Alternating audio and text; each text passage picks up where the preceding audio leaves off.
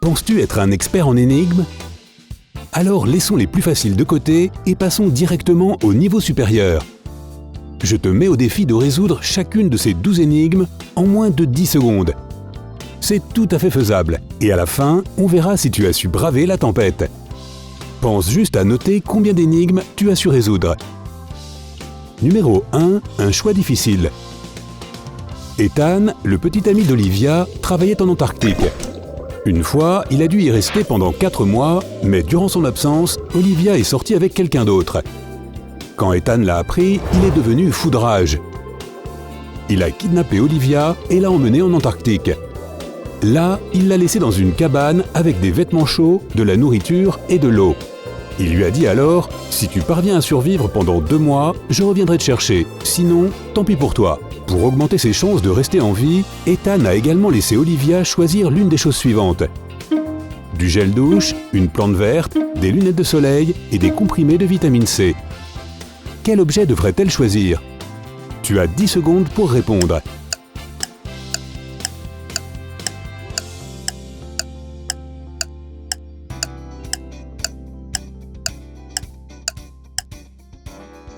Olivia devrait choisir les lunettes de soleil. En Antarctique, la lumière du soleil est très vive et les rayons UV sont très puissants. C'est pourquoi sans lunettes de soleil, la lumière pourrait lui blesser les yeux et elle pourrait devenir aveugle. Numéro 2, kidnapping. La précédente ne parlait pas déjà de ça?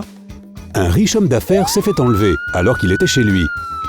Le détective chargé d'enquêter sur l'affaire n'a trouvé aucun indice sur place, à l'exception d'une note mystérieuse sur laquelle était écrit 3 7 7 1 3.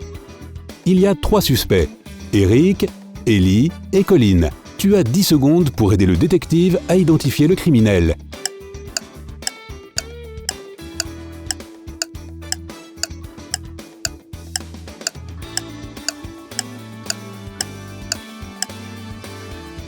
La ravisseuse était Ellie, car le message codé indiquait son nom. Numéro 3, évasion dangereuse. Jack est enfermé dans une pièce contenant 2 portes et aucune fenêtre. Il n'y a rien dans cette pièce, sauf une chaise, une table et un minuscule trou de 15 cm de large au plafond. Derrière la première porte, il y a un serpent venimeux et la deuxième porte mène à un tunnel en verre qui décuple la puissance de la luminosité du soleil. Ce qui fait que si Jack entre à l'intérieur, il ne survivra pas à l'extrême chaleur. Comment Jack peut-il faire pour s'échapper? Tu as 10 secondes pour l'aider.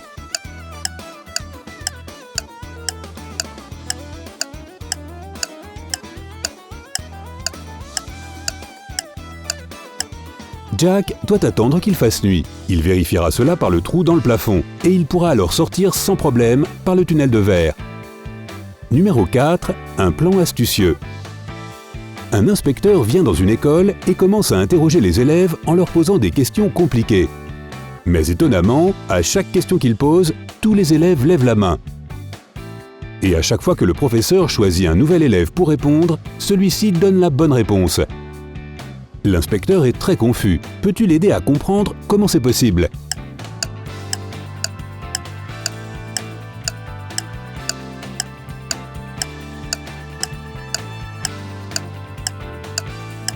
Le prof a passé un accord avec les élèves pour qu'ils lèvent tous la main à chaque question. Sauf que les élèves qui connaissaient vraiment la réponse devaient lever la main droite et ceux qui ne la connaissaient pas devaient lever la gauche. Numéro 5, voisin de cabine. James allait rejoindre sa mère pour l'aider à acheter une voiture et il voyageait donc en train avec juste un sac à dos rempli d'argent. Dans son compartiment, il fait la connaissance de Mr. Brown. Les 2 hommes discutent un moment, puis James s'assoupit. Lorsque le train arriva à la gare de destination de James, Mr. Brown n'était plus là. James ramassa alors son sac et bien qu'il ressemblât exactement au sien, il n'y avait plus d'argent à l'intérieur. Et le sac était rempli de vis et de clous. James se lança alors à la poursuite de Mr. Brown et il vit qu'il portait un sac à dos identique au sien. James fit signe à un policier et Mr. Brown expliqua qu'il avait pris le mauvais sac par mégarde. Cependant, le policier l'arrêta quand même. Pourquoi?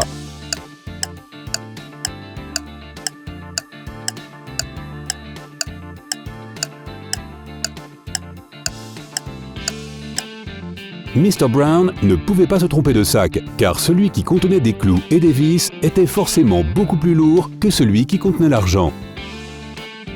Numéro 6. Incident sur le chantier.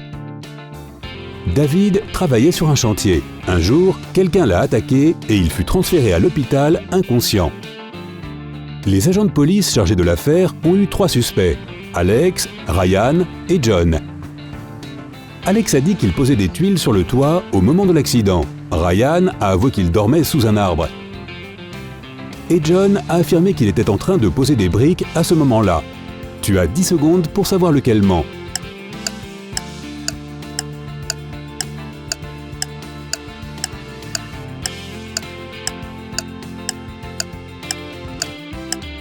C'est Alex qui a attaqué David. Le bâtiment n'avait pas encore de toit, il ne pouvait donc pas y poser de tuiles. Numéro 7. Quelle sortie choisir? Tu t'es fait enlever, ça fait beaucoup de kidnapping, tu ne trouves pas? Et tu te retrouves dans un sous-sol avec 3 sorties possibles. La première est gardée par 2 chiens enragés. La seconde est surveillée par un garde. Et la troisième sortie est équipée d'une bombe dont la minuterie réglée sur 5 minutes est déjà enclenchée. Alors, que dois-tu faire pour sortir indemne? Tu as 10 secondes pour répondre.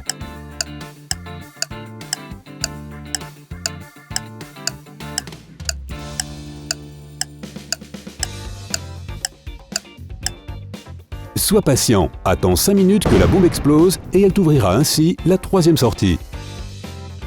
Numéro 8. Une chute quasi fatale.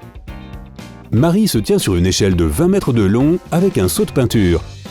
Elle glisse soudainement de l'échelle et tombe par terre. Mais miraculeusement, bien qu'elle ait renversé toute la peinture, Marie n'est absolument pas blessée. Comment est-ce possible?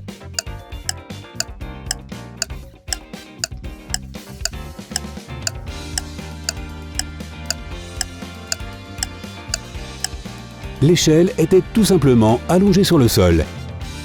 Numéro 9. Problème de pirate. Pourquoi les pirates ne peuvent-ils jamais réciter l'alphabet en entier? Tu as 10 secondes pour trouver.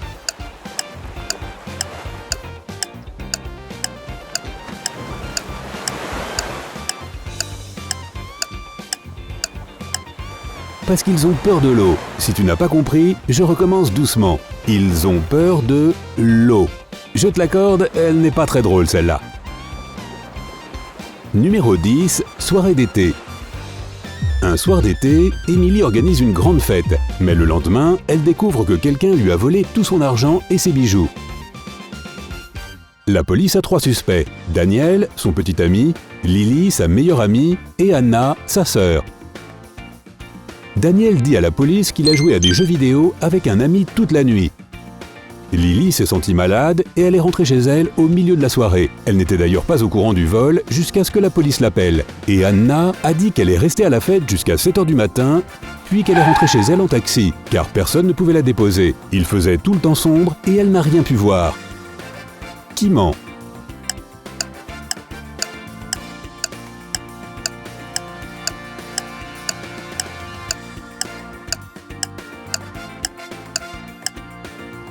C'est Anna. En été, à 7 h du matin, il fait déjà jour dehors. Numéro 11. Catastrophe aérienne. Alors que Dylan se rend à une conférence en avion, l'un des moteurs explose et l'avion s'écrase. Dylan survit à la chute, mais il est coincé dans la cabine qui commence à se remplir de flammes et de fumée épaisse. Il trouve alors 3 objets. Un extincteur, une paire de palmes en plastique et une bouillotte d'eau chaude recouverte de laine. Lequel de ces objets peut lui sauver la vie?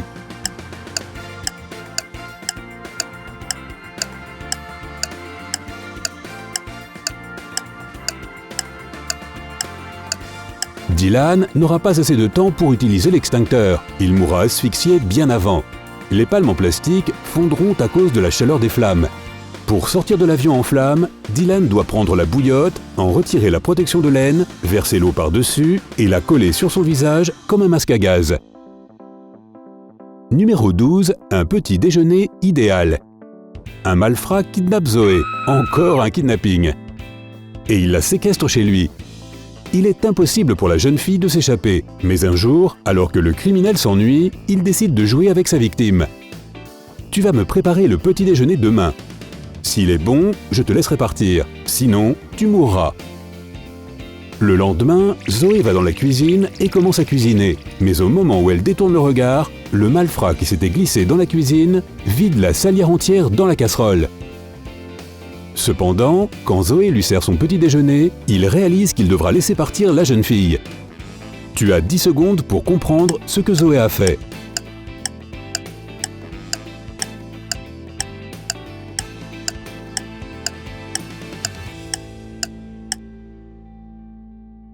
Elle a fait cuire des œufs durs. Et maintenant, passons à la partie la plus importante, tes résultats. Si tu as résolu de 0 à 4 énigmes, tu obtiens la médaille de bronze. C'est vrai, ce n'est pas la première place du podium, mais qui sait, peut-être que la prochaine fois, tu feras mieux. Si tu as réussi à résoudre de 5 à 8 énigmes, tu as la médaille d'argent. Encore un peu d'entraînement et tu pourras chanter « We are the champions ». Et si tu as réussi à résoudre entre 9 et 12 énigmes, tu mérites grandement la médaille d'or. Continue à t'entraîner comme ça et ne t'arrête surtout pas. De nos jours, la compétition est dure. Es-tu satisfait de tes résultats ou penses-tu que tu dois t'entraîner davantage? Fais-le nous savoir dans les commentaires. Si tu as appris quelque chose de nouveau aujourd'hui, donne un j'aime à cette vidéo et partage-la avec tes amis. Et attends, ne pars pas tout de suite. Nous avons plus de 2000 vidéos sympas à te montrer. Tout ce que tu as à faire, c'est de choisir la vidéo de droite ou de gauche, cliquer dessus et profiter du spectacle. Prends la vie côté sympa.